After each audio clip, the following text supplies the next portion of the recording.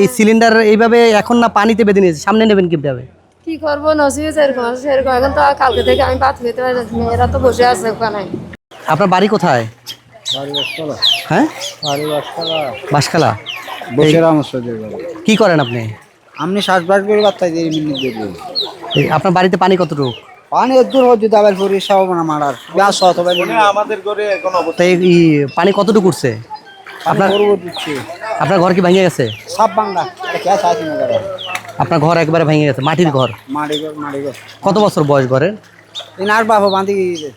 আপনার বাবা বাঁধে গেছে? আর বসত ঘর বাঁধি কি মহান। আচ্ছা, আপনার বসত ঘর বাঁধি কি মহান। আপনার বয়সে এরকম বন্যা দেখেন নাই? না, এর আগে তো বন্যা হয়েছে, পানি উঠছে 91 97 সে যে তারা নবই এই দুটো দেখি দূর পানি নদী আর বসত। মানে 91 97 বন্যাতেও আপনি এত পানি দেখেন না? না এলে পানি নব। কতদিন এই পানি ছিল? পানি এসে যায় মানে আপনার আপনার ভাষায় কোনো পুরুষ লোক নাই? না, আমার তিনটা মেয়ে, হ্যাঁ, একটা ছেলে। তিনটা মেয়ে একটা ছেলে। তাই এই সিলিন্ডার এইভাবে এখন না পানিতে বেঁধে নিয়েছে, সামনে নেবেন কিভাবে? কি করবো, নসিবে সেরকম আছে সেরকম। এখন তো কালকে থেকে আমি ভাত খেতে পারি, মেয়েরা তো বসে আছে ওখানে। তো আমি কি করবো, আর ছেলেটাও তো এখানে আসতেছে না। আম্মু এখানে কিছু দিচ্ছে, ওগুলি নেবো আমি। আপনি যান কষ্ট করে খাবার দিচ্ছে ওগুলা। এই রান্না করার জন্য সিলিন্ডার নিয়ে আসছেন? কিছু না আর ওই চলে দেখতে পাচ্ছেন, গাড়ি থেকে আনতেছি যে। দর্শক দেখতে পাচ্ছেন যে কি পরিমাণে কষ্ট একজন নারী, মানে কষ্ট তিনি একটি সিলিন্ডার নিয়ে যাচ্ছেন আসলে তার মেয়েদের, তিন মেয়েকে। মেয়ের বাবা কোথায়? কক্সবাজার। তো ও এখানে আসলে গ্যাস দিতে পারবে না, ও শ্বাসটান বেশি কারণ ও অসুস্থ? হ্যাঁ, না এমনি তো ভালো, এখানে আসলে তো গ্যাস দিতে পারবে না, শ্বাস টান দেয়। আচ্ছা আচ্ছা আচ্ছা ওর অসুস্থ, শ্বাস টান, হাঁপানি বেরাম। আচ্ছা, দেখতে পাচ্ছেন যে হাঁপানি বেরাম যখন ও বলে, আমি ওখানে গেলে ওষুধ এক বোন তিনি একটি সিলিন্ডার নিয়ে রান্না করার জন্য যাচ্ছেন এবং সেটা রশিতে বেঁধে পানিতে ভিতর থেকে টেনে নিয়ে যাচ্ছেন। আমি ওষুধ খেতে পারবো না, গ্যাসও দিতে পারবো না, আমার টান বেড়ে গেলে। মানে বাচ্চাদের জন্য নিয়ে যাচ্ছেন? হ্যাঁ, আমার মেয়ে আসার থেকে রাস্তায় আমি আসা অনেক ভালো হবে, ওরা যুবক মেয়ে না। ও যুবক মেয়ের জন্য রাইখে আসছেন, মেয়েদের জন্য আপনি আসছেন? জি জি। তো ওরা খাবে কি? কত দূর এখান থেকে? আপনার বাড়ি কত দূর? ওই বিদ্যাবাড়ি ওখানে। এত দূর আপনি যাবেন হাইটা? হ্যাঁ, যাবো, বিরিয়ানি বাদ দেয় অল্প করে, ওগুলি খাই তো একটা কিছু খেতে পারছে না। এখানে কি নিছেন? এখানে কিছু নেই না, এখানে একটা মোবাইল, ওখানে চার্জ দেবো গুণা করে, এখানে কারণ নেই তো। এটা বই ভিতর নিছি যে পানিতে পড়লো যেন নষ্ট না হয়। আচ্ছা আচ্ছা। আর এখানে কতগুলি এমনি খাবার জিনিস নিছি।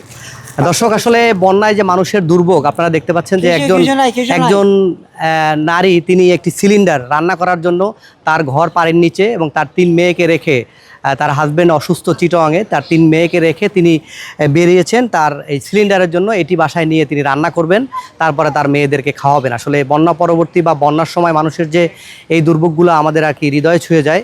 সবাই আমরা দেখি যে এই মানুষগুলোর কষ্ট। তো উনি কি কষ্ট করে, একজন নারী কি কষ্ট করে এই পানির ভিতরে একটি সিলিন্ডার টেনে নিয়ে যাচ্ছেন এবং সেটা কিন্তু অনেক রিস্কি। এবং আপনি এখান থেকে প্রায় আধা কিলো আপনার বাড়ি, আধা কিলোমিটার তিনি হেঁটে যাবেন। তো আমরা আপনাদেরকে সেই দৃশ্য আপনাদেরকে দেখালাম। আমরা যেখানে ছিলাম এই মুরব্বীর সাথে কথা বলতেছিলাম, আপনার জীবনে এত বড় বন্যা দেখেন নাই তো। এই এখন আপনার কি কি ছিল বাড়িতে? গরু ছিল? গরু আছে, গরু সারা হেলায়। গরু সরাই আলাইছেন? আর ঘর কি একবারে হয়ে গেছে? নিশাব এলে রাস্তা। আচ্ছা, নিলিতে মানে আর ছেলে মেয়ে কয়জন আপনার? আমরা তো ছেলে দুয়া, মাইয়া দুয়া, পুরুষ। আমার তো দুটো। তাই এখন রান্না বান্না হয় কিভাবে? এই রান্না বান্না মানে এখন তো রাঁধিলে আর লাইন নেভারিস ইট বয় দিয়ে মানে ইট বয় দিয়ে রান্না করে? ও চাই অন্য আর গিচ্ছারে যাই ভাত পানি হাইতে। ও, তো ফরের রথ করে হাইতে। ত্রাণ পাইছেন কোনো? হ্যাঁ, ত্রাণ পাইছেন? সাহায্য পাইছেন কোনো? না না, সাহায্য নত ইয়ে সাহায্য বোন হার হারে হারলে যে আদি সাড়ে মুড়িয়ে না হয় আই নত পারি। মানে এত ত্রাণ আপনি আধা কেজি মুড়িও পান নাই? না না ভাই, না নত হয়েছে। এই এলাকায় তো দেখলাম যে কিছুক্ষণ আগে অনেকে আসছে ত্রাণ দিতে, আপনারা কোনো কিছু দেয় নাই? না না না, এই চাচা এখানে কৃষিকাজ করে খায় এবং তিনি কিন্তু আসলে এবং তার বাড়ি ঘর সব কিন্তু পানির নিচে এবং মাটির ঘর কিন্তু ভেঙে গেছে। তিনি বললো আসলে আজকে বন্যার 7 দিনে তিনি কোনো সাহায্য সহযোগিতা পান নাই। তো এরকম হাজারো মানুষের গল্প আসলে এই বন্যা পরবর্তী বা এখন যে বন্যার পানি টানতে শুরু করছে এখনকার এই অবস্থা। আমরা বাঁশখালী থেকে আপনাদেরকে এখানকার সর্বশেষ চিত্র আমরা আপনাদেরকে দেখালাম।